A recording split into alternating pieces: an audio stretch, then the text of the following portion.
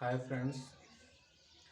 आज हम आप लोगों के सामने एक टॉपिक लेके आए हैं जिसका नाम है हार्मोन्स। और हम लोग इसमें बात करेंगे कि हार्मोन्स क्या होता है और जो हार्मोनल ग्लैंड्स हैं उनकी स्थिति कहाँ होती है, यानी location of hormonal glands in our body.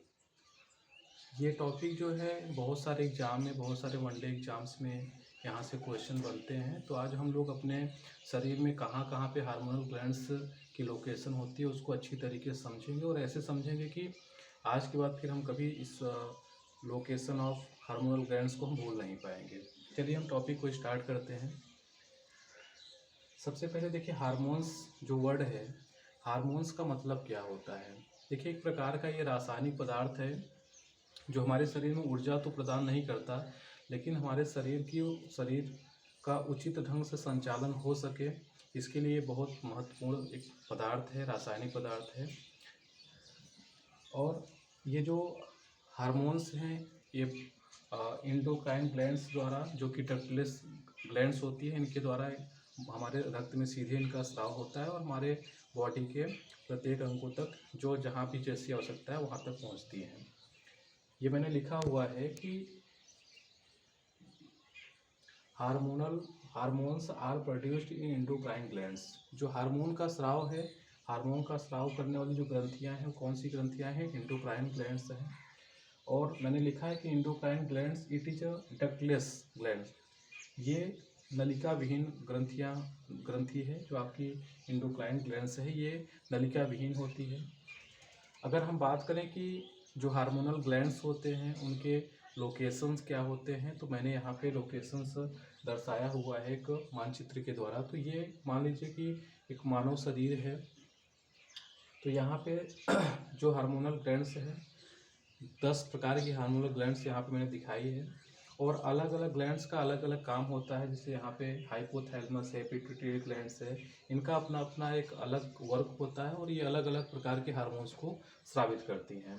तो हम अगर अपने मस्तिष्क में बात करें तो मस्तिष्क में 3 हार्मोनल ग्लैंड्स उपस्थित होती हैं। पहला यहाँ पे मैंने लिखा हुआ है हाइपोथैलेमस ग्लैंड्स, दूसरा मैंने लिखा हुआ है पिट्यूटरी ग्लैंड्स, तीसरा लिखा हुआ है पीनियल ग्लैंड्स। तो हमारे मस्तिष्क में 3 हार्मोनल ग्लैंड्स लोकेटेड होती हैं।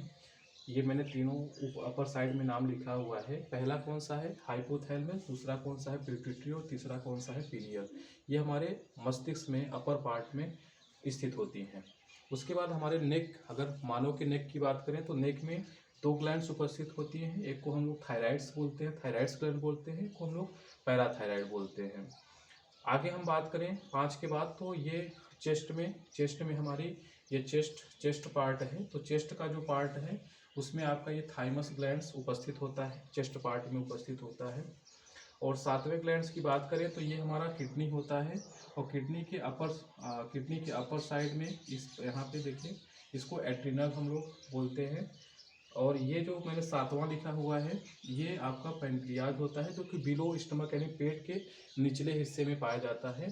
पैंक्रियाज इसका नाम है। तो ये 7वां ग्लैंड है। और 8वां मैंने आपको पहले बता दिया कि किडनी के अपर साइड में, ऊपर साइड में ऐसे लगा होता है, इसको हम लोग एड्रिनल ग्लैंड्स बोलते हैं। हम अगर 9वें ग्लैंड्स की बात करें तो 9वें ग्लैंड्स की बात करें तो ओवरी होता है, जो कि फीमेल्स में पाया जाता है।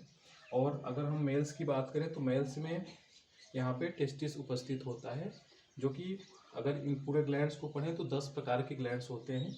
अगर मेल में बात करें तो 9 प्रकार के हैं, फीमेल में बात करें तो 9 प्रकार के हैं। ठीक है। तो उसके बाद अगर टॉपिक को आगे बढ़ाया जाए तो हम लोग हाइपोथैलेमस की बात करेंगे कि हाइपोथैलेमस जो ग्लैंड्स होता है ये काम क्या करता है। ठीक है ना, इसका वर्क क्या होता है और इसके द्वारा कौन कौन से ऐसे हार्मोन्स हैं जो स्रावित होते हैं।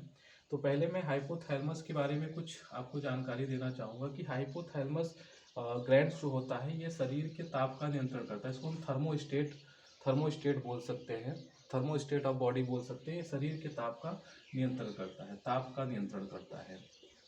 हाइपोथैलेमस ताप का नियंत्रण करता है। इसको सेंटर ऑफ हंगर भी कहा जाता है, सेंटर ऑफ हंगर कहा जाता है। लेकिन ये भूख का केंद्र भी होता है, भूख का केंद्र।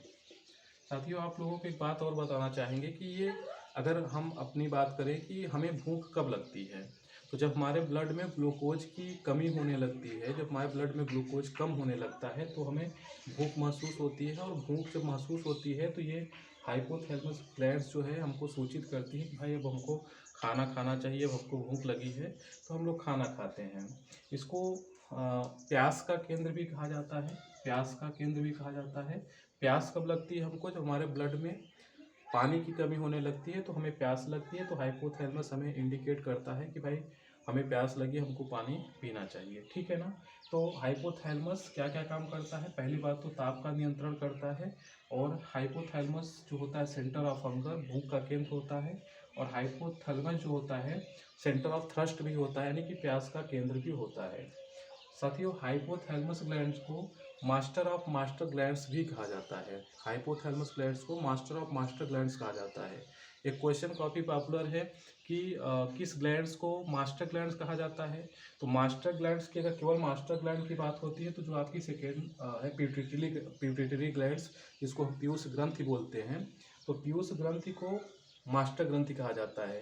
लेकिन मास्टर ऑफ मास्टर ग्लैंड्स अगर आपसे पूछा जाए तो हाइपोथैलेमस को हम लोग क्या बोलते हैं, मास्टर ऑफ मास्टर ग्लैंड्स बोलते हैं। तो ये सारी बातें आपको ध्यान रखनी है। और आगे के वीडियोज में जो ये वन बाय वन करके हम सारे हार्मोन्स को क्लियर करेंगे, कौन कौन से हार्मोन ग्लैंड्स द्वारा कौन सा हार्मोन स्रावित होता है और उनके वर्क क्या क्या होते हैं, इन सब की बात करेंगे।